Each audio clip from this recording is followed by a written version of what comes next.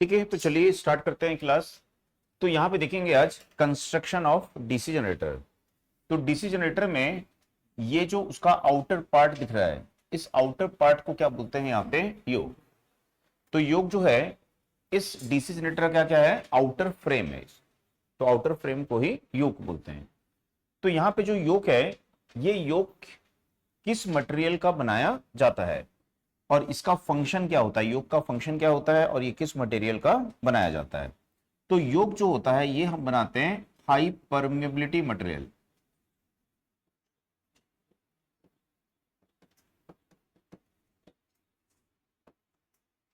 तो योक किसका बनाते हैं हम? हाई परमेबिलिटी मटेरियल का बनाते हैं। क्योंकि क्या होता है कि जो एन पोल है, इस एन पोल से एस पोल में क्या आती है? यहाँ पे मैग्नेटिक फ्लक्स आती है और इस मैग्नेटिक फ्लक्स को अपना पाथ कंप्लीट करना है। तो मैग्नेटिक फ्लक्स इस तरह से अपना पाथ कंप्लीट करती है, या फिर वो मैग्नेटिक फ्लक्स यहां से आएगी एन पोल से और इस तरह से अपना वो पाथ कंप्लीट करती है। तो मैग्नेटिक फ्लक्स को अपना पाथ कंप्लीट करना है, तो वो कब इजीली अपना पाथ कंप्लीट कर पाएगी? जब उसके मैग्नेटिक फील्ड का रिलक्टेंस लो होगा। तो जिस मटेरियल की परमेबिलिटी हाई होती है उसके मैग्नेटिक फील्ड का रिलक्टेंस क्या होता है? मैग्नेटिक पाथ का रिलक्टेंस क्या होता है? लो होता है। तो जो योक है, योक हम किसका बनाएंगे? हाई परमेबिलिटी मटेरियल का बनाएंगे, क्योंकि वो मैग्नेटिक फील्ड को क्या करता है? लो रिलक्टेंस का पाथ प्रोवाइड करता है। ठीक। अब ये जो हाई परमेबिलिटी मटेरियल है कौन सा यूज करेंगे? तो हमारे पास में ऑप्शन होता है, या तो हम कास्ट आयरन का यूज करें या फिर हम कास्ट स्टील। तो कास्ट स्टील को फैब्रिकेट करना पड़ता है। ठीक है। तो कास्ट आयरन का मतलब क्या होता है? इसकी कास्टिंग करते हैं ना, आयरन को मेल्ट करके उसका जो डाई होता है उस डाई में उसको फिल कर देते हैं, उसकी कास्टिंग करते हैं। तो कास्ट आयरन जो होता है इसको फैब्रिकेट करने की जरूरत नहीं होती, इसकी ढलाई की जाती है, कास्टिंग की जाती है। ठीक है। तो जो कास्ट आयरन है इसकी परमेबिलिटी भी हाई होती है, लेकिन इसका जो वेट है वो वेट कैसा होता है? हाई होता है। तो कास्ट आयरन का वेट कैसा होगा? यहाँ पे हायर होगा। तो जो स्मॉल मशीन होती हैं उन स्मॉल मशीन में हम किसका यूज करेंगे? यहाँ पे कास्ट आयरन का यूज करेंगे, क्योंकि स्मॉल मशीन में जो चीपनेस है वो मेन कंसिडरेशन होता है कि मशीन सस्ती होनी चाहिए, है ना। वेट वहां पे मेन कंसिडरेशन नहीं होता है, क्योंकि छोटी मशीन है ना। कास्ट आयरन का यदि वेट ज्यादा है तो भी चल जाएगा, कोई दिक्कत नहीं है, लेकिन मशीन कैसी होनी चाहिए? सस्ती होनी चाहिए। तो इसके लिए स्मॉल डीसी मशीन में हम किसका यूज करेंगे? तो स्मॉल डीसी मशीन में किसका यूज करेंगे? कास्ट आयरन का यूज करेंगे। ठीक है। अब जो लार्ज डीसी मशीन होती है, तो उस लार्ज डीसी मशीन में जो वेट है वो मेन कंसिडरेशन होता है कि मशीन यदि बहुत भारी होगी तो उसको हैंडल करना डिफिकल्ट होगा। ठीक है। तो इसके लिए यहां पे हम किसका यूज करते हैं? कास्ट स्टील का यूज करते हैं। तो कास्ट स्टील की सीट्स मंगाई जाती हैं, प्लेट्स मंगाई जाती हैं और उन प्लेट्स को फिर रोल किया जाता है ना। तो ऐसी सीट्स होती हैं, कास्ट स्टील की ऐसी सीट होंगी। अब ये जो शीट है इन शीट को क्या करना पड़ेगा हमको? रोलर मशीन आती है, उस रोलर मशीन में डालेंगे और रोलर मशीन में डालने से ये शीट क्या होगी? ऐसे रोल हो जाएगी। तो ऐसे एक या दो शीट को ऐसे यूज करके एक सर्कल जैसा बनाएंगे, सिलेंड्रिकल शेप बन जाएगा और उसको यहाँ पे वेल्ड कर देंगे। तो इसको क्या बोलेंगे? हमने इसको फैब्रिकेट किया, है ना। तो कास्ट स्टील जो होती है इसकी प्लेट्स को हम क्या करेंगे? फैब्रिकेट करेंगे और फैब्रिकेट करके फिर उसका योक बनाएंगे। तो ये हम किसमें यूज करते हैं? लार्ज डीसी मशीन में यूज करते हैं। ठीक है। तो जो कास्ट स्टील होती है, इस कास्ट स्टील की जो परमिएबिलिटी है वो कास्ट आयरन से हायर होती है, परमिएबिलिटी हायर है। और जो वेट है वो वेट लगभग क्या होता है इसका? यहाँ पे हाफ होता है। तो कास्ट आयरन से इसका वेट हाफ होगा और परमिएबिलिटी क्या होती है? हाई, लेकिन कॉस्ट भी ज्यादा होती है। ठीक है। तो बड़ी मशीनों में कॉस्ट मेन कंसिडरेशन नहीं है, वहां पे क्या वेट। तो इसके लिए लार्ज मशीन में हम क्या कर सकते हैं? कास्ट स्टील का यूज कर सकते हैं। ठीक। दूसरा यहां पे देखेंगे कि जो ये योक होती है, ये योक करेगी क्या है यहाँ पे? तो ये योक जो है, ये जो आपको ये स्क्वायर जैसा दिख रहा है, रेक्टेंगल जैसा, तो इसको क्या बोलते हैं? पोल कोर। तो योक जो है इस पोल कोर को होल्ड करके रखी है। किसकी हेल्प से? Screw bolt. तो जो पोल कोर होती है,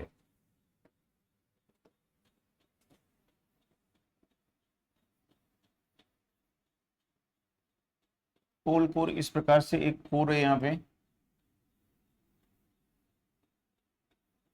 तो इस प्रकार से ये एक ऐसा कोर है जिसको हम पोल कोर बोल रहे हैं। तो इसमें पहले कर देते हैं ड्रिल, और ड्रिल करने के बाद में जो डाई होती है जिससे थ्रेड बनाते हैं, तो उससे इसके अंदर में हम क्या करेंगे, ऐसा थ्रेड्स इसके अंदर बना देंगे। ठीक, और इसको यहाँ पे लगाएंगे और लगा के ऊपर से बोल्ट को फिक्स कर देंगे। तो यहाँ पे पोल कोर को कौन होल्ड करके रखता है, कौन पकड़ के रखता है उसको? तो स्क्रू बोल्ट की हेल्प से। ठीक है, कौन होल्ड करता है उसको? योक होल्ड करके रखता है। और एंटायर मशीन को क्या करेगा? ये मैकेनिकल प्रोटेक्शन भी प्रोवाइड करेगा। तो ये फंक्शन किसका होता है? योक का होता है। ठीक, तो उसमें सबसे पहले हेडिंग डालिए योक, उसमें लिखिए योक हाई परमेबिलिटी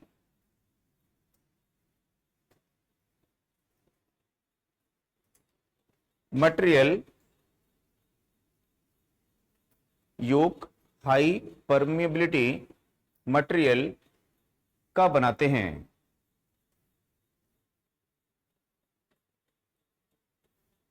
यह मैग्नेटिक फ्लक्स को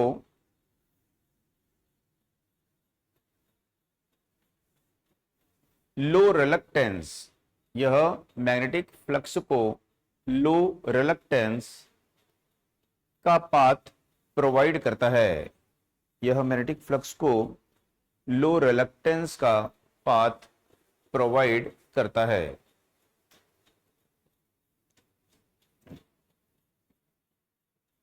ठीक है, तो मैग्नेटिक फ्लक्स को क्या करेगा? ये यहां पे लो रिलक्टेंस का पाथ प्रोवाइड करेगा।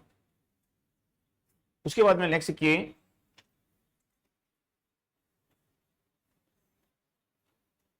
स्मॉल डीसी मशीन में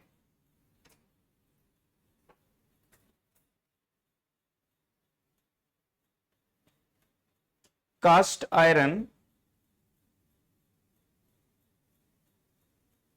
एंड लार्ज डीसी मशीन में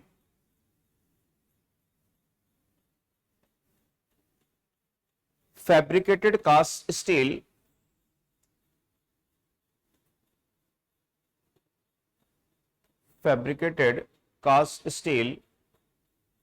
का यूज योक कंस्ट्रक्शन के लिए करते हैं। योक कंस्ट्रक्शन के लिए करते हैं। नेक्स्ट, कास्ट स्टील की परमिएबिलिटी, कास्ट स्टील की परमिएबिलिटी कास्ट आयरन से डबल होती है। कास्ट स्टील की परमिएबिलिटी कास्ट आयरन से डबल होती है। जबकि इसका वेट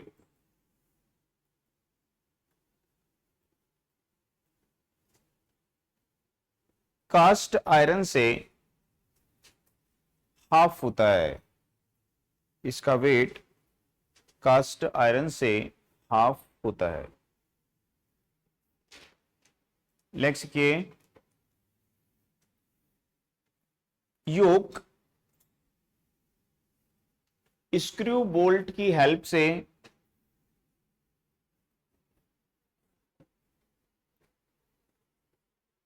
पोल कोर को होल्ड करता है। योक स्क्रू बोल्ट की हेल्प से पोल कोर को होल्ड करता है, उसको पकड़कर रखता है। नेक्स्ट, योक एंटायर मशीन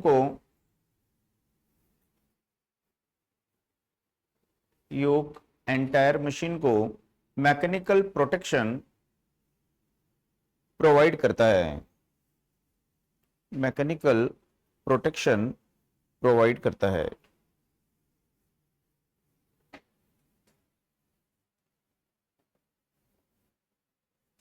तो ये फंक्शन और कंस्ट्रक्शन रहता है यहां पे योग का। तो योग का फंक्शन पूछेगा, क्या योग का फंक्शन है? तो मैग्नेटिक फ्लक्स को क्या करता है? हाई परमिटिविटी लो रिलक्टेंस का पाथ प्रोवाइड करता है, पोल कोर को होल्ड करता है और एंटायर मशीन को मैकेनिकल प्रोटेक्शन प्रोवाइड करता है ना। किसका बनाते हैं तो मशीन कैसी है उसके हिसाब से रहेगा। अब यहां पे देखेंगे नेक्स्ट पोल कोर। तो पोल कोर मैंने बताया कि जो पोल कोर है वो इस प्रकार से एक, ठीक है, रेक्टेंगुलर कोर होती है यहां पे, इस प्रकार से एक कोर है ये, ठीक। और इसको हमने यहाँ पे थ्रेड करके फिक्स कर दिया है। तो क्या करते हैं कि इस पोल कोर के ऊपर में हम क्या करते हैं, फील्ड कॉइल को वाउंड करते हैं।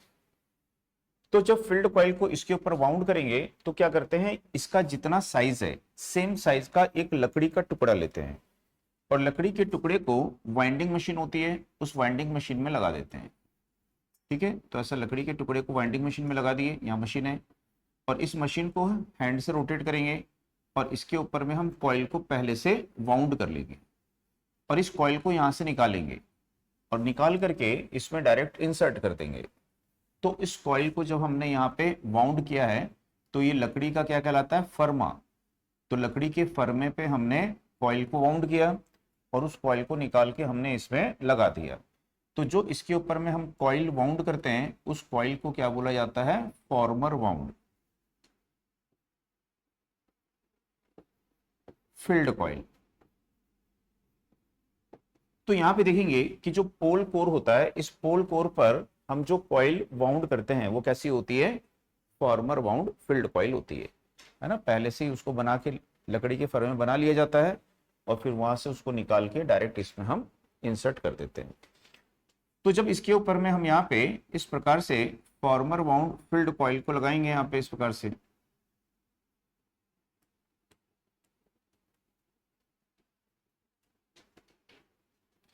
ठीक है। तो इस प्रकार से हमने यहाँ पे इसके ऊपर जो है कॉइल यहाँ पे लगा दी इस प्रकार। अब ये जो कॉइल है इस कॉइल को हम क्या बोलेंगे, फील्ड कॉइल या फील्ड वाइंडिंग उसको बोलेंगे। अब जो फील्ड कॉइल या फील्ड वाइंडिंग है इससे हम क्या करेंगे, डीसी करंट फ्लो करेंगे। तो जब इससे डीसी करंट फ्लो करेंगे तो हम क्या बोलेंगे कि हम इसको क्या दे रहे हैं, डीसी एक्साइटेशन। तो इसको बोलते हैं डीसी एक्साइटेशन देना। तो जब इसको हम डीसी एक्साइटेशन देते हैं तो ये पोल कोर क्या होगा, मैग्नेटाइज हो जाएगा, है ना। मैग्नेट में पढ़े हो आप इलेक्ट्रोमैग्नेट में, तो पोल कोर जो है वो यहाँ पे मैग्नेटाइज हो जाएगा और मैग्नेटाइज होके क्या करेगा, ये मैग्नेटिक फील्ड प्रोड्यूस करेगा। तो जो मैग्नेटिक फील्ड इसका प्रोड्यूस्ड होगा वो इतने एरिया में, यहाँ पे इतने एरिया में इसका जो मैग्नेटिक फील्ड है वो यहाँ पे आएगा, ठीक। तो हम देखते हैं कि यहाँ पर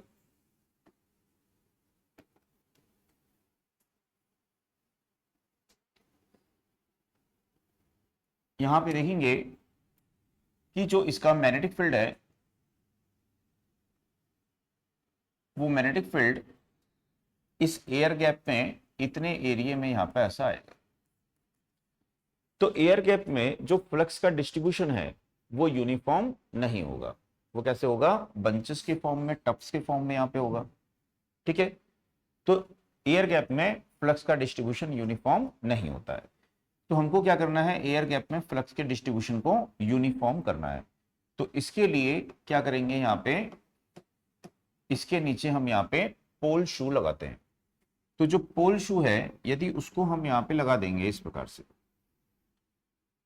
सामने यहाँ पे जो पोल शू है उसको ऐसे लगा दिया यहाँ पे। तो जब हम यहाँ पे पोल शू को लगा देंगे तो अब क्या होगा, जो इसकी मैग्नेटिक फ्लक्स आ रही है ना, वो मैग्नेटिक फ्लक्स ऐसा फैल जाएगी, सर फैल जाएगी, ठीक है। तो हम देखेंगे यहाँ पे कि जो ये एयर गैप है इस एयर गैप में जो फ्लक्स के डिस्ट्रीब्यूशन का एरिया है वो क्या होगा, यहाँ पे इंक्रीज हो जाएगा। तो फ्लक्स के डिस्ट्रीब्यूशन का जो एरिया है वो क्या होगा, यहाँ पे इंक्रीज हो जाता है। तो इसलिए पोल कोर के साथ किसका यूज करते हैं, पोल शू का यूज करते हैं। तो समझ में आया। तो वाइंडिंग को, फील्ड वाइंडिंग को पोल कोर के ऊपर माउंट करेंगे, फील्ड वाइंडिंग को डीसी एक्साइटेशन देंगे, ठीक, और उसके नीचे में जो पोल शूज को लगाते हैं, जिससे एयर गैप में फ्लक्स का डिस्ट्रीब्यूशन क्या होगा, यूनिफॉर्म हो जाएगा, ठीक। अब यहां पे फ्लक्स के डिस्ट्रीब्यूशन का एरिया पहले से क्या हो गया, इंक्रीज हो गया। तो जो रिलक्टेंस होता है ये होता है L upon A mu naught into mu r, ये रिलक्टेंस का फार्मूला यहां पे है। तो जब एयर गैप में फ्लक्स के डिस्ट्रीब्यूशन का जो एरिया है, ये एरिया इंक्रीज हो गया, यानी कि मैग्नेटिक पाथ जो है उसका क्रॉस सेक्शन बढ़ गया। ये क्या होता है, cross section of magnetic path. तो मैग्नेटिक पाथ का क्रॉस सेक्शन एरिया बढ़ गया, तो फिर रिलक्टेंस क्या हो जाएगा यहाँ पे, तो मैग्नेटिक फील्ड का रिलक्टेंस भी क्या होता है, रिड्यूस्ड हो जाता है। तो ये इसकी अनदर एडवांटेज यहाँ पे मिलती है, ठीक। अब ये जो पोल कोर और पोल शूज है, ये हम किस मटेरियल का बनाते हैं, तो पोल कोर और पोल शूज जो बनाते हैं ये हम बनाते हैं कास्ट स्टील। तो हाई परमेबिलिटी मटेरियल है ये, तो कास्ट स्टील का यूज करते हैं पोल कोर और पोल शूज को बनाने के लिए। तो जो पोल कोर है ये लेमिनेट नहीं होता है, पोल कोर को हम लेमिनेट नहीं करते हैं, लेकिन जो ये पोल शूज होता है, इस पोल शूज को क्या करते हैं हम यहाँ पे लैमिनेटेड करते हैं। तो इस प्रकार से इसको बनाते हैं और इसको क्या करते हैं, लैमिनेट करते हैं। तो इसको लैमिनेट क्यों करते हैं, एडी करंट लॉस को रिड्यूस करने के, या फिर बोलेगा पल्सेशन लॉस को रिड्यूस करने के लिए। तो एडी करंट लॉस या पल्सेशन लॉस को रिड्यूस करने के लिए हम इस पोल शू को क्या करते हैं, यहाँ पे लैमिनेट करते हैं, ठीक। अब इसके लैमिनेशन की जो थिकनेस होती है वो कितनी होती है, तो वो लगभग 1 mm होती है। तो 1 mm के लगभग इसके लैमिनेशन की थिकनेस रखते हैं। तो जो एडी करंट लॉस होता है वो डीसी सप्लाई में नहीं होता है। हम इसको कौन सा एक्साइटेशन दे रहे हैं, डीसी। तो यहाँ पे जो फ्लक्स आएगी वो कैसी होगी, डीसी फ्लक्स होगी। तो डीसी करंट में, डीसी फ्लक्स में जो है एडी करंट लॉस नहीं होता है।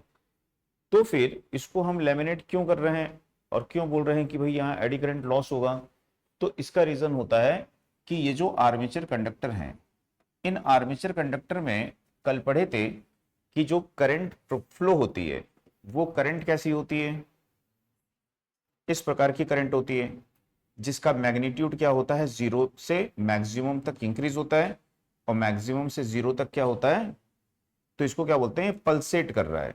ये क्या है, पल्सेट कर रहा है, ठीक है। तो इसके कारण यहां पर जो ये आर्मेचर कंडक्टर होते हैं, ये आर्मेचर कंडक्टर अपना एक मैग्नेटिक फील्ड यहां पे सेटअप करते हैं। तो जब आर्मेचर कंडक्टर यहां पे एक मैग्नेटिक फील्ड सेटअप कर रहे हैं, तो वो मैग्नेटिक फील्ड कैसा होगा, ठीक है, पल्सेटिंग होगा। पल्सेटिंग यानी कि उस मैग्नेटिक फील्ड में क्या होगा, d phi by d t होगा। तो उस मैग्नेटिक फील्ड में क्या होगा, यहाँ पे d phi by d t होगा। तो इसके कारण जो ये कोर है, इसमें जब flux, rate of change of flux linkages होगा, तो उसके कारण इसमें क्या इंड्यूस हो जाएगी, ईएमएफ, और उसमें फिर क्या होगी, एडी करंट सर्कुलेट होगी। तो इसलिए उस एडी करंट लॉस को क्या बोलते हैं, पल्सेशन लॉस, क्योंकि ये कैसी है, पल्सेटिंग मैग्नेटिक फील्ड होता है यहाँ पे, जो 0 से मैक्सिमम और मैक्सिमम से 0 वैल्यू तक क्या होता है, वेरिएबल होता है। आई बात समझ में। तो इसमें हेडिंग डाल लीजिए pole core and pole shoes, दोनों एक साथ डाल लीजिए, pole core and pole shoes.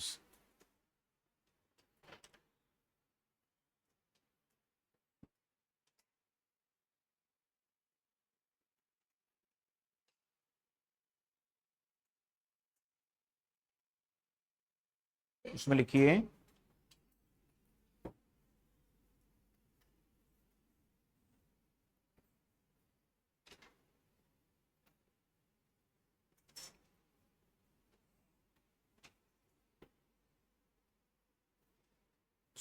Pole core and pole shoes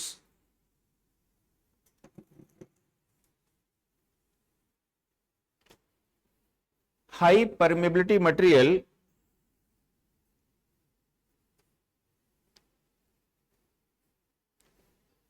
cast steel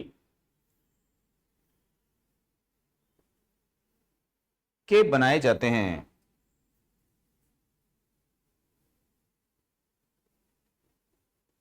next, pole core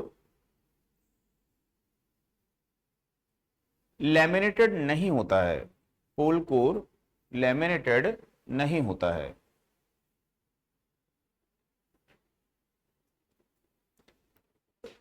जबकि एडी करंट लॉस को रिड्यूस करने के लिए, जबकि एडी करंट लॉस को रिड्यूस करने के लिए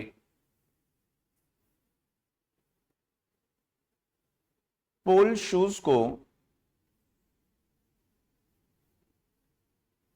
लैमिनेट करते हैं, पोल शूज को लैमिनेट करते हैं।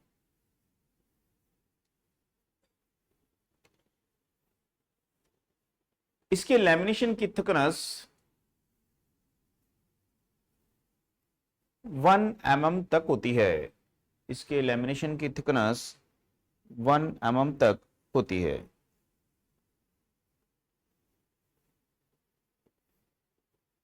नेक्स्ट, पोल कोर पर, पोल कोर पर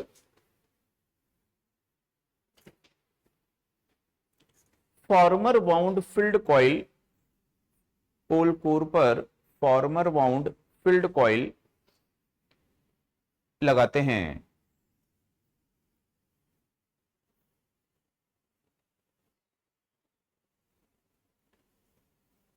फील्ड कॉइल को डीसी एक्साइटेशन, फील्ड कॉइल को डीसी एक्साइटेशन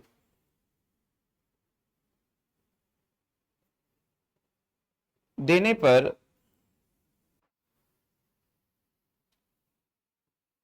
यह मैग्नेटिक फ्लक्स प्रोड्यूस्ड करती है।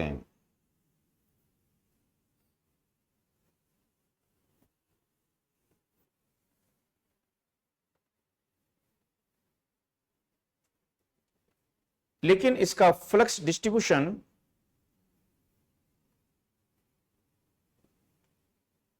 लेकिन इसका फ्लक्स डिस्ट्रीब्यूशन एयर गैप में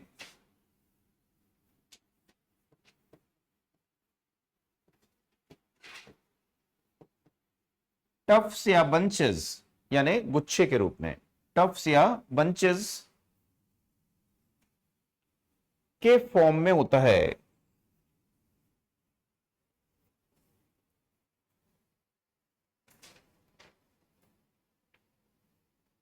नेक्स्ट, एयर गैप में फ्लक्स के डिस्ट्रीब्यूशन को, एयर गैप में फ्लक्स के डिस्ट्रीब्यूशन को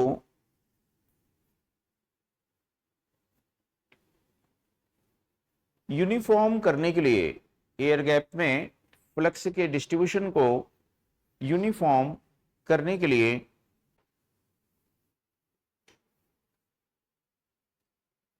पोल कोर के नीचे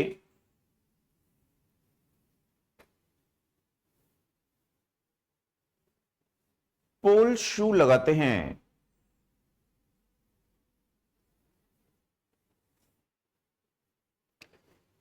इससे फ्लक्स का क्रॉस सेक्शन एरिया इंक्रीज होता है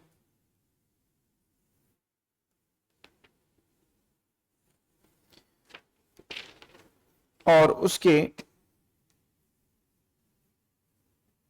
मैग्नेटिक पाथ का रिलक्टेंस भी डिक्रीज होता है, और उसके मैग्नेटिक पाथ का रिलक्टेंस भी डिक्रीज होता है।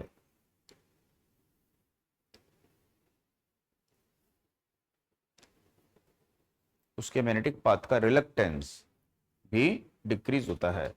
रिलक्टेंस वगैरह सब पढ़े हो आप लोग, है ना? भूलोगे तो फिर दिक्कत है ना समझने में। बेसिक इसीलिए पढ़ते हैं क्योंकि वो आपको याद रखना चाहिए। रिलक्टेंस का मतलब क्या होता है, परमेबिलिटी का मतलब क्या होता है ना? जब वो आपके माइंड में सेट रहना चाहिए तब आपको समझने में आसानी होगी। तो इतना समझ में आया? अब इसके बाद में देखेंगे कि ये जो गैप दिख रहा है, इस गैप को क्या बोलते हैं हम? Air gap. ये जो गैप दिख रहा है इस गैप को क्या बोलते हैं? Air gap. तो ये है एयर गैप। तो ये जो एयर गैप है, ये एयर गैप हम डीसी मशीन में कितना रखते हैं? तो डीसी मशीन में जो एयर गैप है उसकी वैल्यू क्या रखी जाती है? लार्ज। तो डीसी मशीन में जो एयर गैप है वो बहुत ज्यादा होता है। तो देखेंगे कि डीसी मशीन में और एसी मशीन में जो एयर गैप है उसमें क्या डिफरेंस होता है। यदि एसी मशीन जैसे कि हमारी 3 फेज इंडक्शन मोटर है, तो उसमें जो हम एयर गैप रखते हैं उस एयर गैप की वैल्यू होती है 0.3 mm से, या 0.3 mm से 1.5 mm तक होती है। ठीक, ये mm में होती है। लेकिन हम देखेंगे डीसी मशीन में जो एयर गैप होता है ये 1 mm से लेकर के 6 mm तक होता है। ठीक, तो एसी मशीन में एयर गैप कम से कम रखते हैं, बस इतना रखते हैं कि रोटर जो है वो फ्रीली मूव करे, ठीक है, वो स्टेटर से टकराए ना। क्योंकि एसी मशीन में क्या होता है, पावर फैक्टर होता है। यदि हम एयर गैप इंक्रीज करेंगे तो एसी मशीन का पावर फैक्टर क्या होगा, वहां पे पुअर हो जाएगा। ठीक है, तो इसलिए एसी मशीन में एयर गैप क्या रखा जाता है, मिनिमम रखते हैं। डीसी मशीन में जो एयर गैप है उसको क्या रखा गया है, लार्ज रखा गया है। 1 mm से लेके 6 mm तक एयर गैप रखा गया है। तो एयर गैप डीसी मशीन में लार्ज रखते हैं। ठीक है, तो एयर गैप यदि हम लार्ज रखते हैं तो इससे क्या बेनिफिट हमको यहां पे मिलता है? तो यहां पे बेनिफिट मिलता है कि यहां पे क्या होता है, फ्लक्स डिस्टॉर्शन होता है। कौन सा फ्लक्स डिस्टॉर्शन होता है? तो इसमें आर्मेचर रिएक्शन होता है। तो आर्मेचर रिएक्शन के कारण जो हमारा मेन पोल का फील्ड होता है, तो मेन पोल के फील्ड में क्या होता है, डिस्टॉर्शन होता है। तो उस डिस्टॉर्शन को रिड्यूस करने के लिए एयर गैप क्या रखा जाता है, यहाँ पे लॉन्गर रखा जाता है। ठीक, दूसरा, यदि हम एयर गैप ज्यादा रखते हैं तो हमको एडवांटेज क्या मिल रही है यहाँ पे, कि जो फ्लक्स डिस्टॉर्शन है एयर गैप में वो डिक्रीज हो जाएगा। फ्लक्स डिस्टॉर्शन समझते हो ना, कि फ्लक्स जो है आपका वो सीधा सीधा जा रहा है, यदि उस फ्लक्स को कोई बीच से ऐसा धक्का मारे ऊपर तो फ्लक्स आपका ऐसा टेढ़ा मेढ़ा हो जाएगा, तो क्या बोलेंगे, उसमें डिस्टॉर्शन हो रहा है। तो जो फ्लक्स डिस्टॉर्शन है वो यहाँ पे क्या हो रहा है, रिड्यूस्ड हो रहा है। तो ये एडवांटेज मिल रही है। दूसरी एडवांटेज होती है कि मशीन जो है स्मूथ चलती है, उसका जो साउंड वगैरह होता है वो भी यहाँ पे क्या होगा, डिक्रीज हो जाता है। लेकिन इसकी ड्रॉबैक क्या होती है? तो इसकी ड्रॉबैक होती है कि जो मैग्नेटिक पाथ है उसका रिलक्टेंस क्या होगा, इंक्रीज हो जाएगा। रिलक्टेंस इंक्रीज होगा तो फ्लक्स क्या होगी, यहाँ पे डिक्रीज हो जाएगी। अब फ्लक्स यदि डिक्रीज हो गई है तो सेम फ्लक्स सेटअप करने के लिए हमको ज्यादा क्या देना पड़ेगा, एमएमएफ देना पड़ेगा। फ्लक्स किसके प्रोपोर्शनल होती है, एमएमएफ के। तो फिर हमको एमएमएफ क्या करना पड़ेगा, वहां पे इंक्रीज करना पड़ेगा। तो ये इसकी ड्रॉबैक होती है। ठीक, तो उसमें हेडिंग डालिए एयर गैप।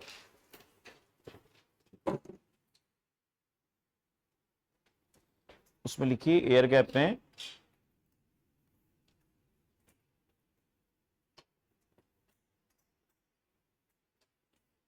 एसी मशीनों में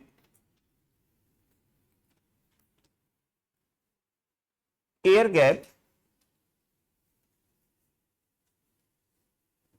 मिनिमम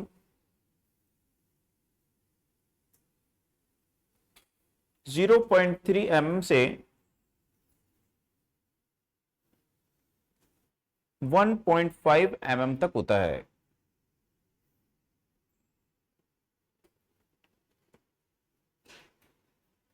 क्योंकि उसी में लिखिए, क्योंकि एयर गैप इंक्रीज होने पर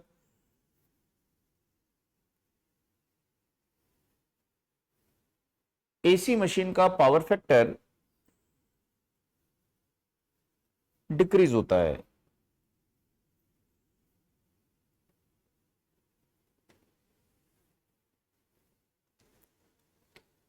नेक्स्ट लिखिए, डीसी मशीन में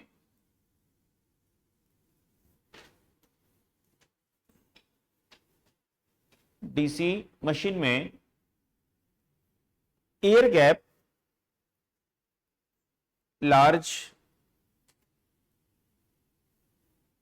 1 mm से 6 mm तक होता है।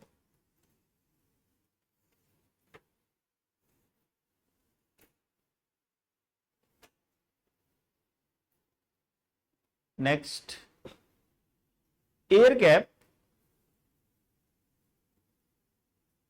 इंक्रीज करने से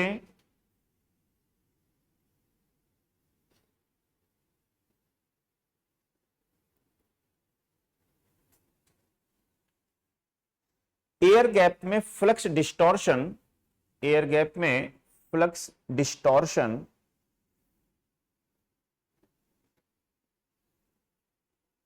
डिक्रीज होता है।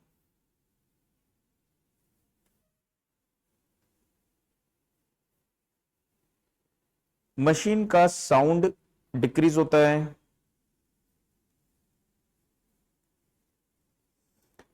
जबकि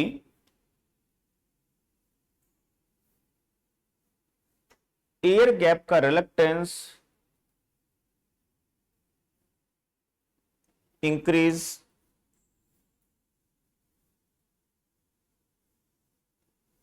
मैग्नेटिक फ्लक्स, कॉमा डाल के मैग्नेटिक फ्लक्स डिक्रीज होती है, मैग्नेटिक फ्लक्स डिक्रीज होती है। सेम फ्लक्स सेटअप करने के लिए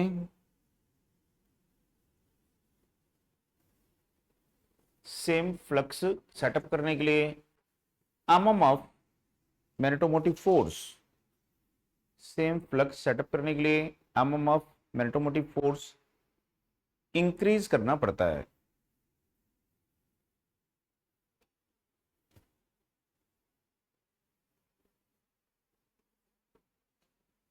ठीक, अब इसमें देखेंगे इसके बीच का जो पूरा पोर्शन है उसको क्या बोलते हैं, आर्मेचर।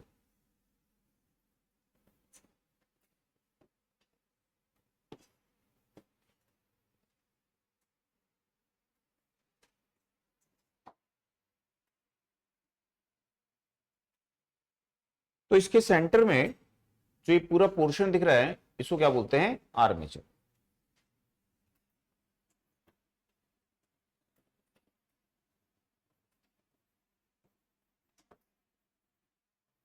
तो जो आर्मेचर होता है इसमें हम क्या करते हैं, आर्मेचर की कोर का यूज करते हैं। तो यहां पे देखेंगे कि इस प्रकार से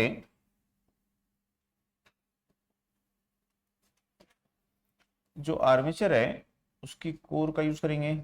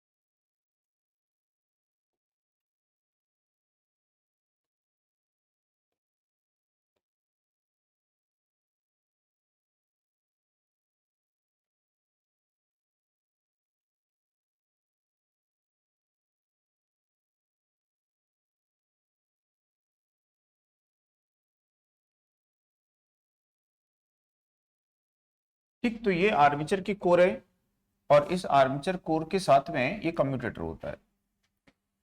यहां पे इसका शाफ्ट है ये,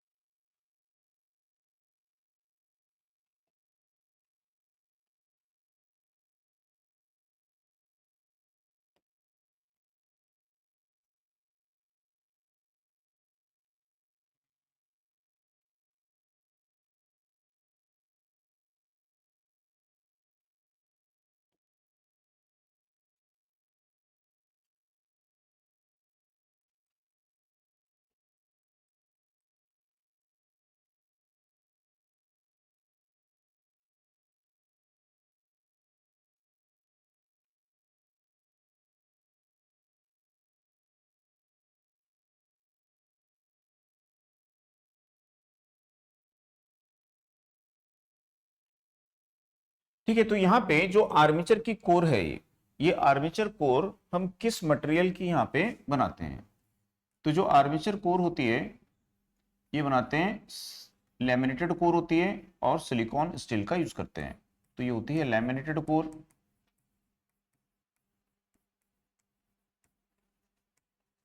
ऑफ सिलिकॉन स्टील। तो इसको बनाने के लिए हम सिलिकॉन स्टील का यूज करते हैं। तो सिलिकॉन स्टील का यूज हम काहे के लिए कर रहे हैं?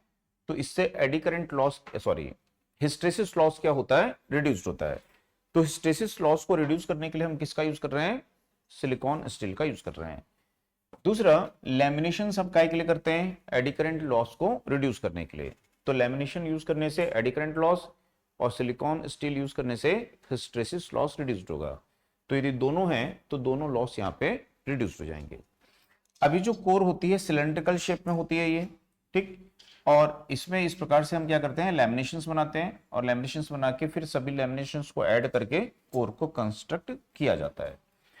अभी जो कोर है, इस कोर में इसके सामने में यहाँ पे क्या लगा हुआ है? ये कम्यूटेटर। तो इसमें हम यहाँ पे इस प्रकार से जो तिरछे स्लॉट्स होते हैं, इस प्रकार से ऐसे तिरछे स्लॉट्स यहाँ पे बनाते हैं। तो ये जो तिरछे स्लॉट्स हम यहाँ पे बनाए हैं इनको क्या बोलते हैं? Skew slots.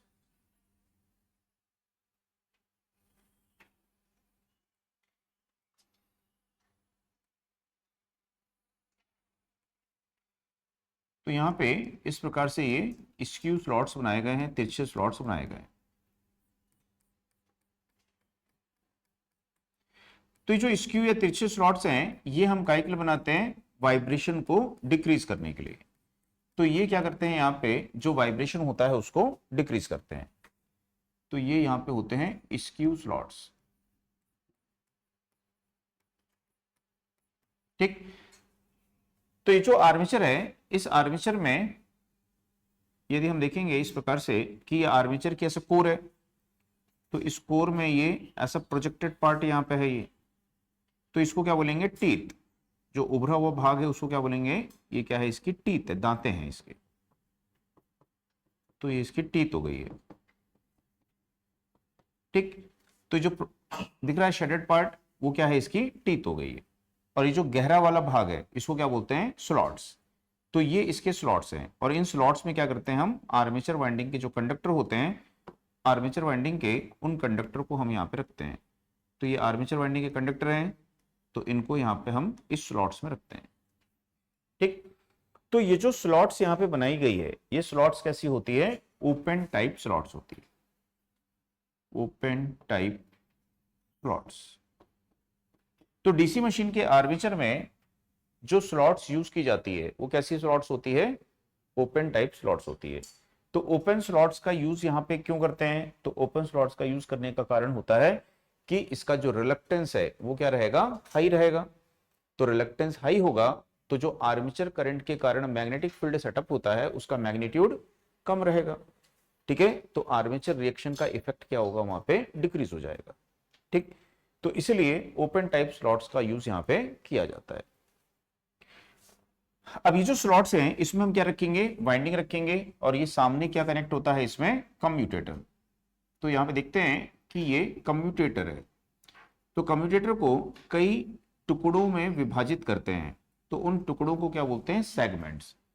तो कम्यूटेटर में जो सेगमेंट्स बनाते हैं तो इच सेगमेंट्स दूसरे के साथ में क्या होता है? इंसुलेटेड होता है। और उसको इंसुलेट करने के लिए किसका यूज करते हैं? माइका का। तो ये माइका है, ये माइका की थिकनेस है ये। तो ये माइका हो गई और ये कम्यूटेटर के सेगमेंट्स यहाँ पे हो गए। तो अब यहाँ पे हम क्या करते हैं? आर्मेचर वाइंडिंग के कंडक्टर को यहाँ पे रख रहे हैं ऐसे। तो ये आर्मेचर वाइंडिंग के कंडक्टर हैं ये, और पीछे एंड कनेक्शन करते जाते हैं, है ना।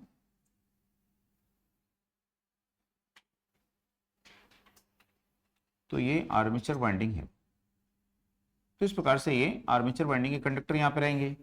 तो आर्मेचर वाइंडिंग के कंडक्टर को, ठीक है, आर्मेचर स्लॉट्स में रखते हैं।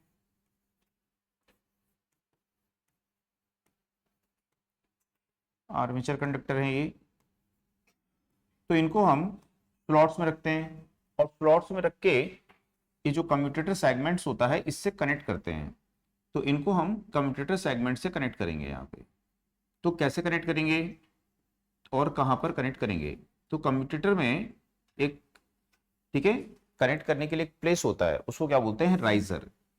तो जो आर्मेचर कंडक्टर है उसको कम्यूटेटर में हम कहाँ पे कनेक्ट करते हैं? तो राइजर पर कनेक्ट करते हैं। तो कम्यूटेटर पे एक पार्ट होता है उसको क्या बोलते हैं? राइजर। तो राइजर पे उसको कनेक्ट करते हैं, सिर्फ वो कनेक्शन के लिए ही बनाया जाता है। तो राइजर पे उसको कनेक्ट करेंगे। और कैसे कनेक्ट करेंगे? तो इसके लिए हम यूज करेंगे कॉपर लग्स होते हैं और उसके साथ में सोल्डरिंग करेंगे, जिससे कि लूज कांटेक्ट बिल्कुल भी नहीं होना चाहिए। तो कॉपर लग्स को वायर में पहले कंडक्टर में फंसाते हैं, क्रीपिंग करते हैं, क्रीपिंग करने के बाद में उसको राइजर में लगा के फिर सोल्डरिंग कर देते हैं, जिससे कि लूज कांटेक्ट ना रहे। ठीक है। अब यहां पे जो कम्यूटेटर होता है, ये सामने का पार्ट पूरा क्या है? कम्यूटेटर है ये।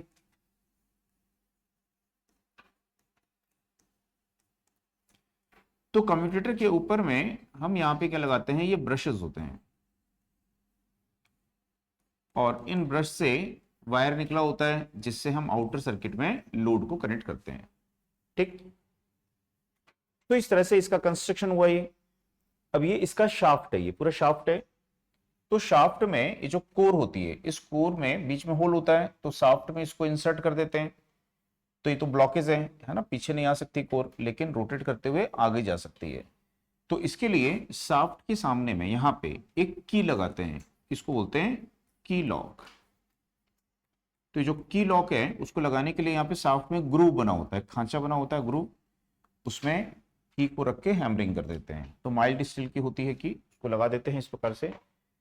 तो इस तरह से ये हमारा जो आर्मेचर है इसका कंस्ट्रक्शन हो जाता है। ठीक। तो आर्मेचर की जो कोर है वो हम आयरन की ही क्यों बनाते हैं? ठीक है, अदर मटेरियल की क्यों नहीं बनाते हैं? तो कारण होता है कि जो आयरन है उसकी परमेबिलिटी क्या होती है? हाई। रिलक्टेंस क्या होता है उसका? लो। तो यहां से जो मैग्नेटिक फ्लक्स आ रही है उसको रिटर्न होना है यहाँ पे। यदि हम यहाँ पे प्लास्टिक यूज करेंगे या वुड यूज करेंगे तो वो मैग्नेटिक फ्लक्स को पाथ प्रोवाइड नहीं कर पाएगा। यदि हम आयरन की कोर यूज करेंगे तो वो मैग्नेटिक फ्लक्स को क्या करेगी? लो रिलक्टेंस हाई परमिलिटी का पाथ प्रोवाइड करेगी। तो मैग्नेटिक फ्लक्स जो है उसकी डेंसिटी यहाँ पे क्या रहेगी? हाई। ठीक है, तो इसलिए आयरन की कोर का ही यहाँ पे यूज करेंगे। ठीक। तो जब हम आयरन की कोर का यूज करते हैं तो उसमें आयरन लॉस होगा। आयरन लॉस मतलब कि हिस्टेसिस लॉस होगा, एडी करंट लॉस होगा। तो उन लॉस को रिड्यूस करने के लिए हम सिलिकॉन स्टील जो हिस्टेसिस लॉस को रिड्यूस करता है, और लेमिनेशंस जो एडी करंट लॉस को रिड्यूस करती है। अब जो ये लेमिनेशंस हम यूज कर रहे हैं, तो इस लेमिनेशन की जो थिकनेस है वो कितनी रखेंगे? तो लेमिनेशन की जो थिकनेस है वो 0.3 mm से लेकर के 0.6 mm तक हो सकती है। तो आर्मेचर कोर में लेमिनेशन की थिकनेस कितनी हो सकती है? तो 0.3 mm से लेके 0.6 mm तक हो सकती है। ठीक है। यदि ये ऑप्शन नहीं दिया होगा तो आपको यदि 0.5 mm दिया होगा तो उसको भी टिक कर सकते हो। ठीक है, ज्यादातर 0.5 mm यूज किया जाता है, लेकिन मशीनें छोटी बड़ी हो सकती हैं, तो उनके साइज के हिसाब से क्या होगा, वहां पे लेमिनेशन की थिकनेस जो है अलग अलग रहेगी। समझ में आया इतना? तो जब ये आर्मेचर जो है उसको हमने यहाँ पे लगा दिया है, और हम क्या करते हैं इसके साथ में प्राइम मूवर कपल करते हैं, और प्राइम मूवर क्या करता है? इस आर्मेचर की कोर को रोटेट करता है। तो जब वो आर्मेचर की कोर इस मैग्नेटिक फील्ड में रोटेट करती है, तो ये जो आर्मेचर कंडक्टर हैं ये फ्लक्स को कट करते हैं। तो जब फ्लक्स को कट करेंगे तो इस आर्मेचर कंडक्टर में क्या इंड्यूस्ड हो जाएगी? ईएमएफ। और उसके कारण इसमें क्या हो? सर्कुलेट होगी करंट। तो उस करंट को हम देखेंगे कि कंडक्टर से कहां तक जाएगी? वो कम्यूटेटर तक। कम्यूटेटर से फिर उसको कौन कलेक्ट करेगा? ये ब्रशेस। और ब्रशेस करके लोड में फ्लो करेंगे, फिर लोड से वो रिटर्न आ जाएगी यहाँ पे। तो इस तरह से ये जो करंट है वो यहाँ पे सर्कुलेट होते रहती है। ठीक है, तो इसको नोट कर लो डायग्राम को।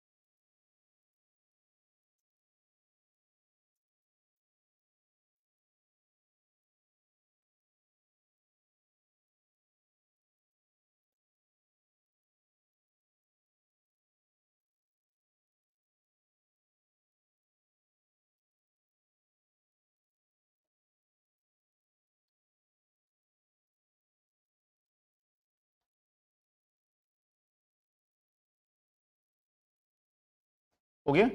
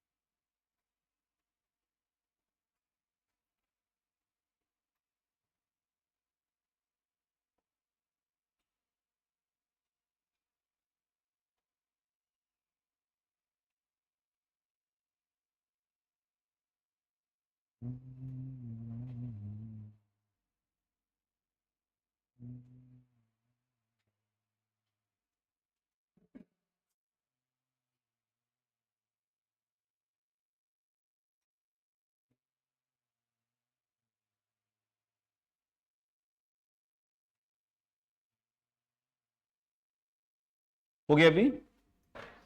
तो अब इसमें नोट करिएगा, इसमें लिखिएगा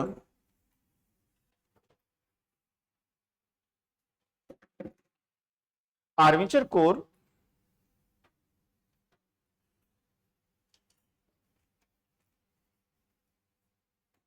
सिलिकॉन स्टील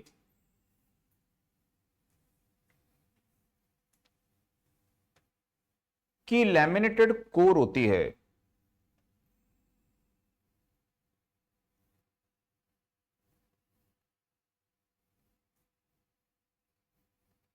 नेक्स्ट,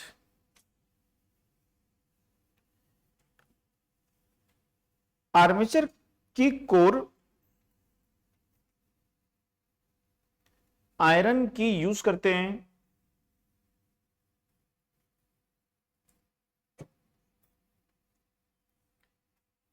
क्योंकि यह मैग्नेटिक फ्लक्स को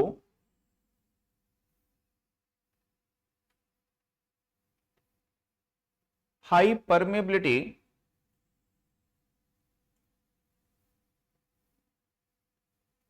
and low reluctance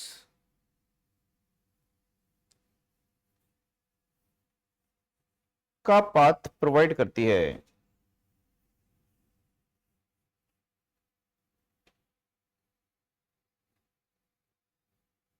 next,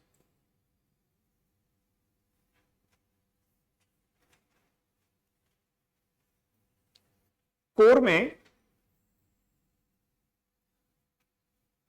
open type skew slots, open type skew slots बनाकर उसमें आर्मेचर वाइंडिंग करते हैं।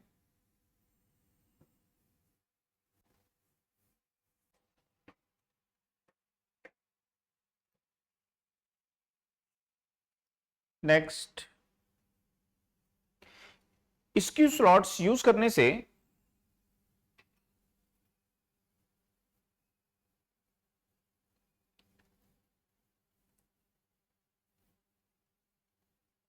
रनिंग कंडीशन में वाइब्रेशन रिड्यूस्ड होता है। रनिंग कंडीशन में वाइब्रेशन रिड्यूस्ड होता है।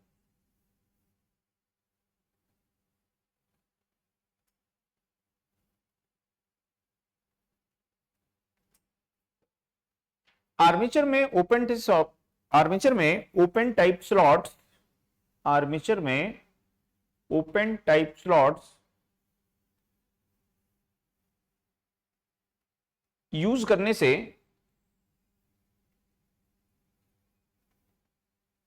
आर्मेचर के करंट के मैग्नेटिक फील्ड का रिलक्टेंस आर्मेचर की करंट के मैग्नेटिक फील्ड का रिलक्टेंस इंक्रीज होता है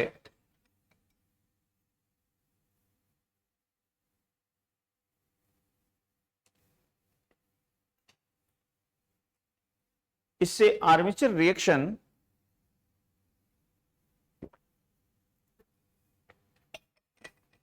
का इफेक्ट रिड्यूस्ड होता है। आर्मेचर रिएक्शन का इफेक्ट रिड्यूस्ड होता है।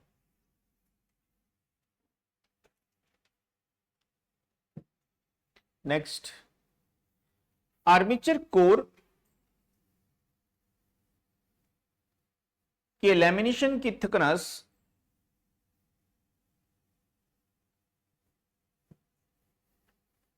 0.3 mm से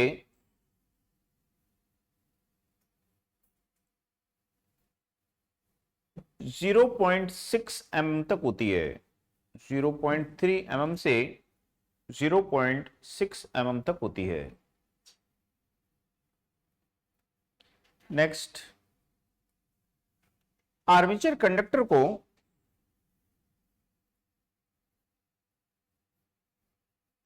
कम्यूटेटर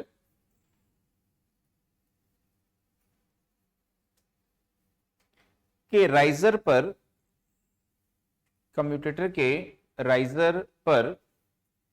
कनेक्ट करते हैं।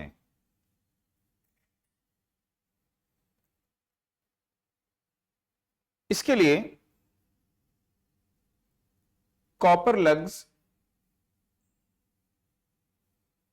एंड सोल्डरिंग का यूज करते हैं। इसके लिए कॉपर लग्स एंड सोल्डरिंग का यूज करते हैं।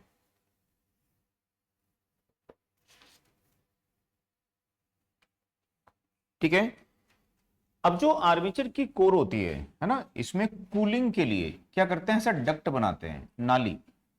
यहां से इस प्रकार से ऐसे कूलिंग के लिए डक्ट होगी, ये पूरी आर पार इधर से उधर तक। ठीक है। तो यहां पे इस प्रकार से इसमें शाफ्ट रहेगा बीच में, और यहां पे इस प्रकार से डक्ट बनी होंगी आर पार। तो इससे क्या होता है, जब आर्मेचर रोटेट करता है तो इसके पीछे में यहाँ पे ऐसा फैन लगा देंगे, ऐसा फैन लगा देंगे शाफ्ट पे। तो जब ये रोटेट करेगा तो इसके साथ ये फैन भी रोटेट करेगा, ये हवा को एटमॉस्फेयर से सक करेगा और इधर पुश करेगा। तो वो एयर जो है इस डक्ट से फ्लो होगी, तो इसको क्या करेगी, कूलिंग करेगी। तो इसको क्या बोलेंगे कि लॉन्गिट्यूडिनल, ये कैसी है, लंबाई की अनुदिश है शाफ्ट की, तो उसको क्या बोलेंगे, लॉन्गिट्यूडिनल डक्ट का यूज करते हैं। ठीक है। और यदि इस प्रकार से यहां पे डक्ट यूज की जा रही हैं तो इसको क्या बोलेंगे, रेडियल डक्ट का यूज करते हैं। तो कूलिंग के लिए आर्मेचर में लॉन्गिट्यूडिनल और रेडियल दोनों प्रकार की डक्ट का यूज किया जाता है। ठीक है। तो उसमें नोट करिएगा,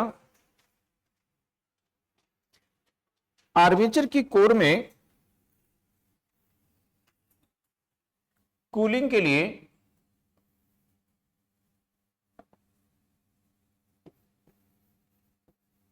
लॉन्गिट्यूडिनल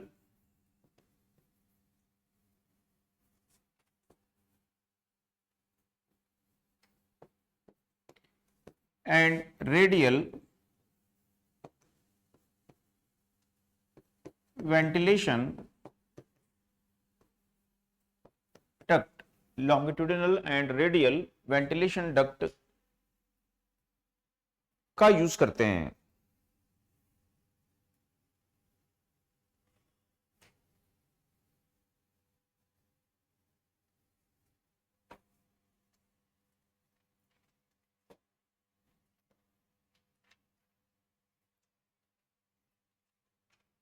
ठीक।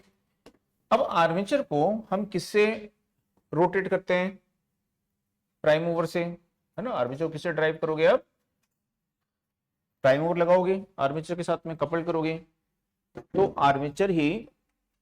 आर्मेचर को प्राइम मूवर ही क्या करेगा, ड्राइव करेगा। तो यदि बोलेगा डीसी जनरेटर की जो स्पीड है वो किस पे डिपेंड करेगी, उसको कैसे कंट्रोल करेंगे, तो प्राइम मूवर के द्वारा। ठीक है। तो इसके साथ में हम किसको कपल करते हैं, कल पढ़े थे ना बेसिक में कि प्राइम मूवर जो होता है उसको कपल करते हैं। तो क्या होता है, जब पढ़ते हैं जनरेटर और मोटर तो उसे पूछते हैं जनरेटर की स्पीड को कैसे कंट्रोल करोगे, तो बोलते हैं फील्ड कंट्रोल मेथड द्वारा, है। तो इसमें जनरेटर की स्पीड को हम कैसे कंट्रोल कर सकते हैं, केवल प्राइम मूवर के द्वारा। प्राइम मूवर से ही इसकी स्पीड को हम इंक्रीज कर सकते हैं और डिक्रीज। प्राइम मूवर की स्पीड बढ़ेगी तो इसकी स्पीड बढ़ जाएगी, प्राइम मूवर की स्पीड घटेगी तो इसकी स्पीड घट जाएगी। ठीक है, तो यहां पे इसको कितनी स्पीड पर रोटेट करना है तो वो किस पर डिपेंड करेगा कि इसमें कितने नंबर ऑफ पोल्स हैं। ठीक है, कितने नंबर ऑफ पोल यहां पे हैं। यदि हम 2 पोल का यूज करेंगे, ठीक है, तो इसके लिए हमको स्पीड क्या रखनी पड़ेगी, इसकी ज्यादा रखनी पड़ेगी। और यदि हम यहाँ पे नंबर ऑफ पोल इंक्रीज कर देंगे, जैसे 2 की जगह हमने यहाँ पे ऐसा 4 पोल यहाँ पे यूज कर लिया ऐसा, ठीक है, तो ऐसा पोल लगा दिए यहाँ पे भी हम इस प्रकार से ऐसा पोल लगा दिए, तो हम 4 पोल का यूज कर लिए, तो इसकी स्पीड क्या हो जाएगी, यहाँ पे डिक्रीज हो जाएगी। यदि पहले इसको हम 1500 आरपीएम पे रोटेट कर रहे थे, तो 1500 आरपीएम पे जितनी ईएमएफ इंड्यूस कर रहा था, अब 750 आरपीएम पे उतनी ईएमएफ इंड्यूस करेगा। बात समझ में आ रही है ना। तो यहां पे जो स्पीड है वो किस पे डिपेंड करेगी, नंबर ऑफ पोल्स पे डिपेंड करेगी। ठीक, तो जैसे कि 2 पोल्स होते हैं ना, तो एक चक्कर उसको घुमाओगे, 1 रिवोल्यूशन उसको रोटेट करोगे, इसका पूरा हो गया कंप्लीट, है ना। अच्छा, की लॉक तो पता ही है आप लोग को, है ना, की लॉक पता है। की लॉक काय के लिए यूज करते हैं, कोर को उसके प्लेस पर फिक्स करने के लिए, कि रोटेट करेगा तो आगे पीछे कोर सरकनी नहीं चाहिए, है ना।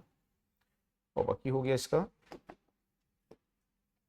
तो मैं बता रहा था कि इसकी जो नंबर ऑफ पोल है, यदि 2 पोल यूज करेंगे, तो जब इसको एक रिवोल्यूशन रोटेट करेंगे, तो कल प्रिंसिपल ऑफ ऑपरेशन में देखे थे कैसा था, बाइपोलर मैग्नेटिक फील्ड था, 2 पोल्स थे, तो 360 डिग्री रोटेट किए थे, तो आपको क्या ही मिली थी वहां पे, 1 साइकिल मिली थी।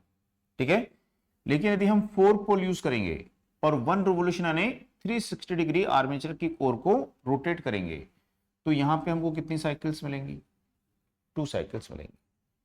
तो यहां पे जो फ्रीक्वेंसी होती है, आर्मेचर में कौन सी ईएमएफ इंड्यूस्ड हो रही है, एसी, तो उसकी जो फ्रीक्वेंसी होती है वो क्या होगी, यहाँ पे इंक्रीज हो जाएगी।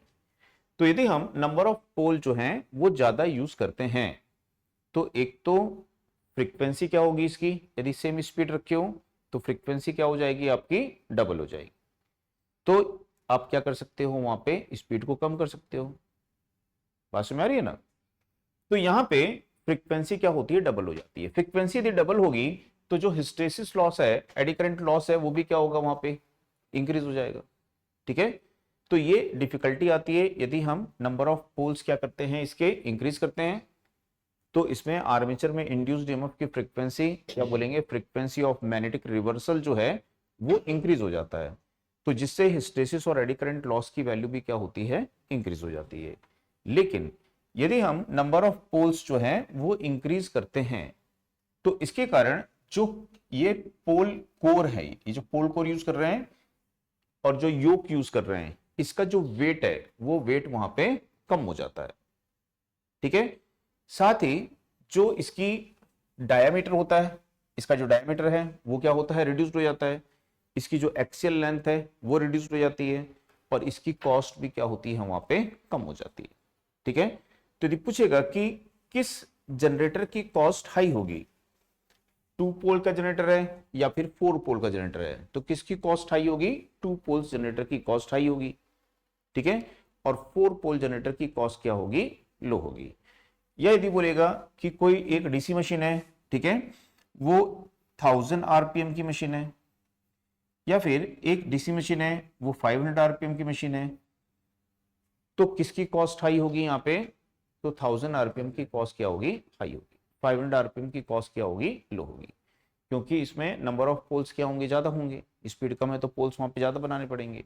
ठीक है, समझ में आया, तो उसमें नोट करिएगा। नेक्स्ट, डीसी मशीन में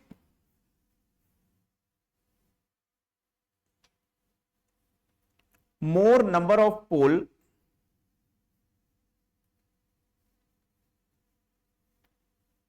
यूज करने पर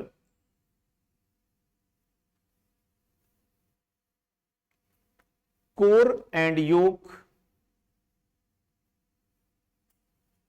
का wait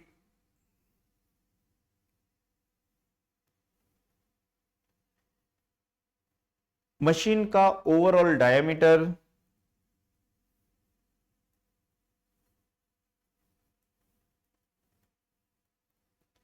length of machine,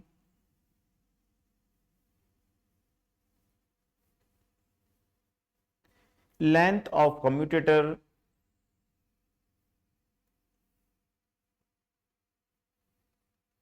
and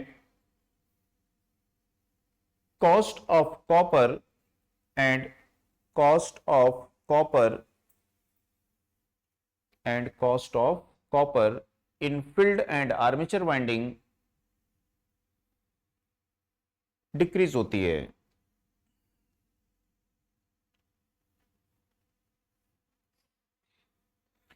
paragraph change किए, लेकिन मोर नंबर ऑफ पोल से, लेकिन मोर नंबर ऑफ पोल्स से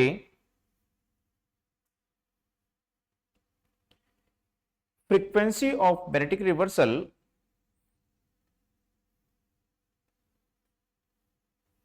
इंक्रीज होता है।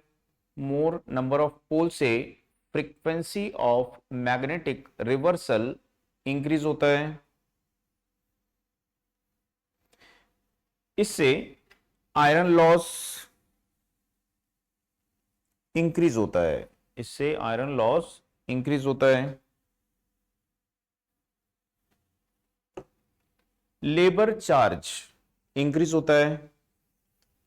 लेबर चार्ज, मशीन को बनाने के लिए, वाइंडिंग करने के लिए जो लेबर चार्ज है इंक्रीज होता है।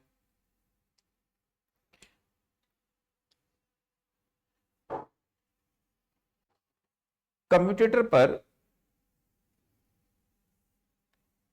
फ्लैशओवर, कम्यूटेटर पर फ्लैशओवर यानी आर्क उत्पन्न होने की टेंडेंसी, फ्लैशओवर इंक्रीज होता है।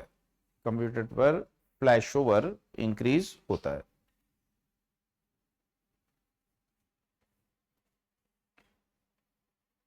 तो किस मशीन की कॉस्ट ज्यादा होगी, समझ में आया?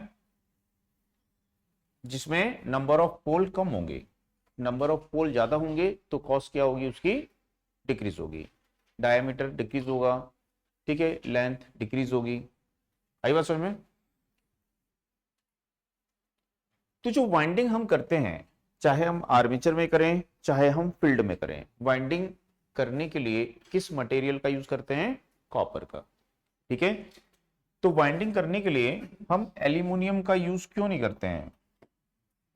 वाइंडिंग करने के लिए हम एल्यूमिनियम का यूज क्यों नहीं करते हैं, कॉपर का ही यूज क्यों करते हैं? तो उसका कारण यह है कि एल्यूमिनियम का भी यूज कर सकते हैं, ठीक है। जैसे देखे होंगे सीलिंग फैन वगैरह आते हैं ना आजकल, तो सीलिंग फैन में या कूलर में जो आप फैन लगाओगे अभी गर्मियों में, है ना, एग्जॉस्ट फैन जो लगते हैं, तो उनमें लिखा होता है कॉपर वाइंडिंग या फिर एल्यूमिनियम वाइंडिंग, दोनों वाइंडिंग होती है। तो डिफरेंस क्या होता है? तो डिफरेंस ये होता है कि सेम वैल्यू की करंट को कैरी करने के लिए, ठीक है, सेम वैल्यू की करंट को कैरी करने के लिए यदि ये कॉपर है और ये एल्यूमिनियम है, तो एल्यूमिनियम का जो क्रॉस सेक्शन होगा या डायमीटर होगा वो कॉपर के डायमीटर का कितना होगा? 1.26 टाइम्स होगा। तो diameter of aluminium for same value of current के लिए होता है कॉपर के डायमीटर का 1.26 टाइम्स ज्यादा होता है। तो इसका डायमीटर ज्यादा रहेगा एल्यूमिनियम का, कॉपर का, सेम वैल्यू की करंट के लिए। तो फिर इसको रखने के लिए आपको क्या चाहिए? जगह ज्यादा चाहिए। वाइंडिंग करोगे तो वाइंडिंग करते समय उसको रखना है ना कहीं पे वाइंडिंग को, तो उसके लिए जगह क्या चाहिए होगी? ज्यादा चाहिए होगी। तो इससे मशीन का जो फिजिकल साइज है वो क्या होगा? बड़ा हो जाएगा। तो इसीलिए एल्यूमिनियम का यूज नहीं करते हैं, किसका यूज करते हैं? कॉपर का यूज करते हैं। एल्यूमिनियम चीपर है ना, सस्ता है, तो इसीलिए कंपनियां क्या करती हैं? वाइंडिंग कर देती हैं एल्यूमिनियम की, तो उसकी कॉस्ट क्या हो जाती है? फैन की कम हो जाती है, ठीक है। एक सीलिंग फैन आप लेने जाओगे, आपको मिल रहा है 600-800 का, एक मिल रहा है 1400 का, तो दोनों में कुछ तो डिफरेंस है ना। तो वाइंडिंग कॉपर की है और एल्यूमिनियम की, वो डिफरेंस रहता है वहां पे, ठीक। तो इसमें ये हो गया आपका आर्मेचर।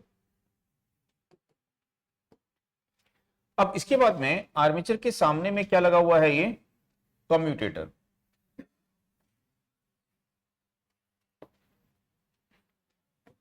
तो कम्यूटेटर का क्या फंक्शन होता है, यहां पे कम्यूटेटर का क्या फंक्शन होता है, तो उसमें हेडिंग डालिए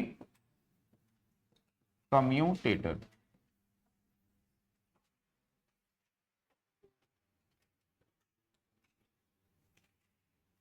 तो समझ में आ रहा है कि कम्यूटेटर का क्या फंक्शन होता है। तो सबसे पहले हम देखते हैं कि जो कम्यूटेटर है वो क्या करता है। तो आर्मेचर में जो एसी करंट होती है, उस एसी करंट को किस में कन्वर्ट करता है, आउटर सर्किट में डीसी करंट में कन्वर्ट करता है।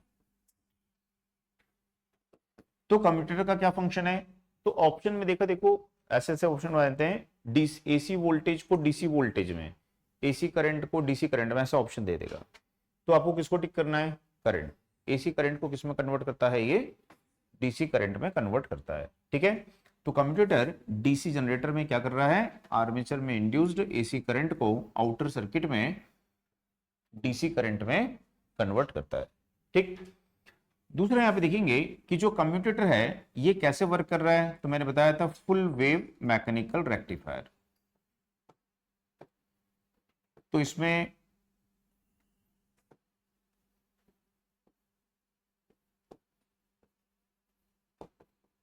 मैकेनिकल रेक्टिफायर, तो यहां पे देखेंगे कि इसमें कोई सेमीकंडक्टर सेक्शन है नहीं, सेमीकंडक्टर पार्ट नहीं है, इसलिए क्या बोला है, मैकेनिकल रेक्टिफायर है ना, मैकेनिकल डिवाइस है ये।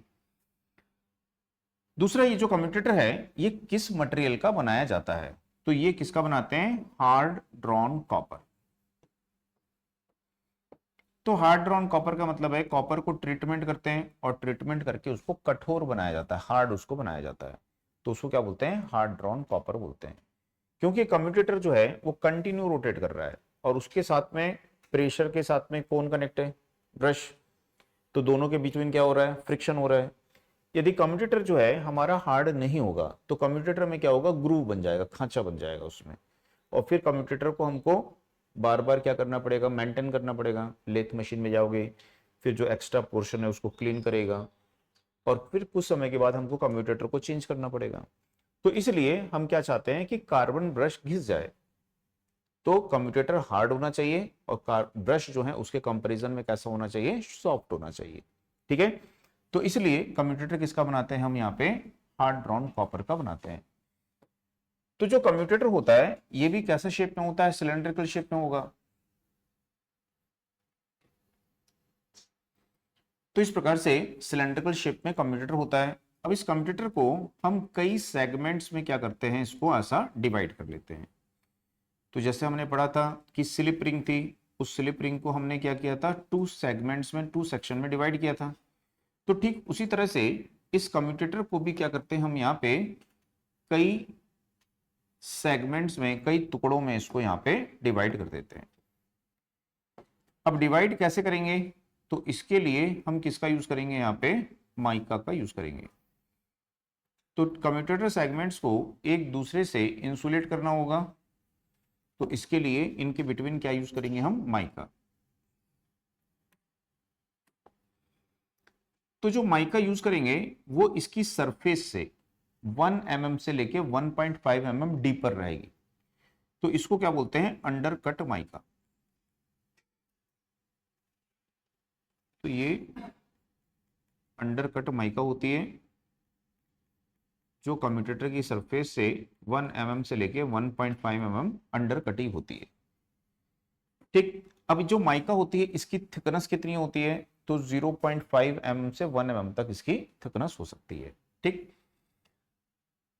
अब यहां पे ये हमारे आर्मेचर के कंडक्टर हैं और आर्मेचर के कंडक्टर को हमने किससे कनेक्ट किया हुआ है, ठीक है, कम्यूटेटर से। कैसे कनेक्ट किए हैं, कॉपर लग्स लगाए हैं राइजर पे और फिर उसके बाद में इसको सोल्डरिंग कर दी है यहाँ पे। अब यहाँ पे ये हमारी आर्मेचर की कॉइल है, तो इस प्रकार से ये आर्मेचर की कॉइल है आपकी।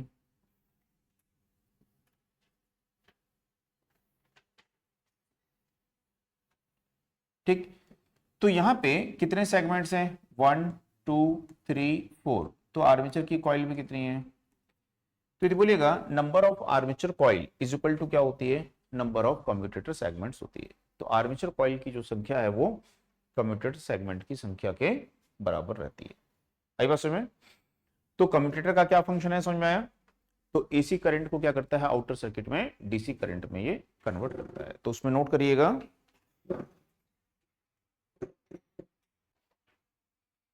Commutator hard drawn copper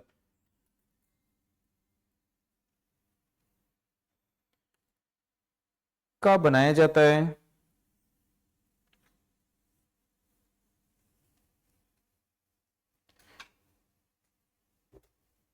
next, commutator armature में इंड्यूस्ड एसी करंट को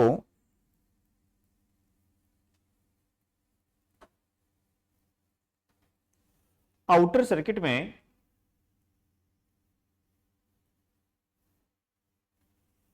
डीसी करंट में कन्वर्ट करता है।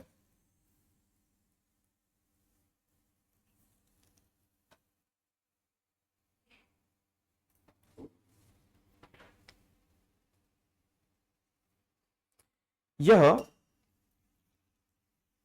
रोटेटिंग आर्मेचर कॉइल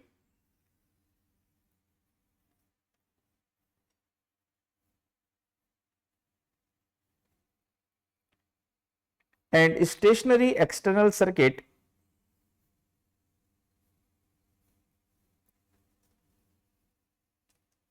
के बिटवीन, यह rotating armature coil and stationary electrical circuit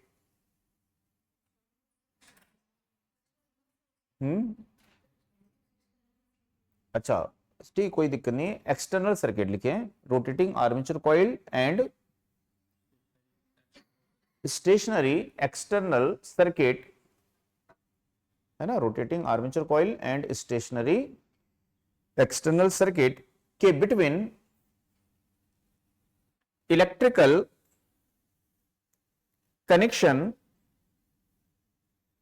provide करता है।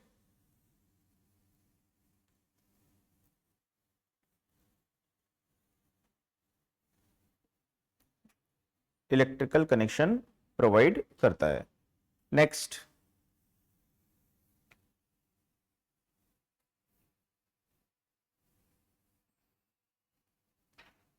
देखो कॉपी क्या क्या लिखे।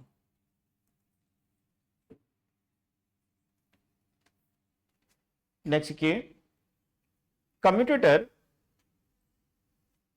फुल वेव मैकेनिकल रेक्टिफायर की तरह वर्क करता है। फुल वेव मैकेनिकल रेक्टिफायर की तरह वर्क करता है। नेक्स्ट, कम्यूटेटर को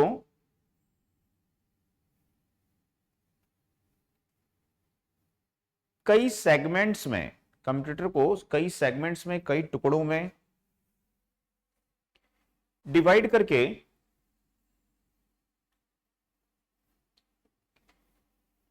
सेगमेंट्स को, कई सेगमेंट्स में डिवाइड करके सेगमेंट्स को माइका द्वारा इंसुलेट करते हैं, माइका द्वारा इंसुलेट करते हैं।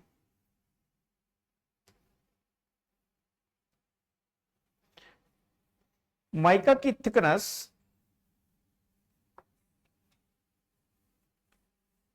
0.5 से 1 mm, माइका की थिकनेस 0.5 से 1 mm होती है। माइका कम्यूटेटर सरफेस से, माइका कम्यूटेटर सरफेस से 1 से 1.5 mm अंडर कट होती है। माइका कम्यूटेटर की सरफेस से 1 से 1.5 mm अंडर कट होती है। नेक्स्ट, कम्यूटेटर सेगमेंट की संख्या आर्मेचर कॉइल की संख्या के इक्वल होती है। कम्यूटेटर सेगमेंट की संख्या आर्मेचर कॉइल की संख्या के इक्वल होती है। ठीक है, तो ये क्वेश्चन आता है, पूछता है number of commutator segments is equal to क्या होता है, नंबर ऑफ आर्मेचर कॉइल। तो कम्यूटेटर सेगमेंट की संख्या किसके इक्वल होगी, आर्मेचर कॉइल की संख्या के इक्वल होती है। ठीक, इसको नोट कर लो। अब इसके बाद में बच गया ब्रश और सॉफ्ट वगैरह बियरिंग वगैरह है, तो उसको नेक्स्ट क्लास में देखते हैं कल, है ना।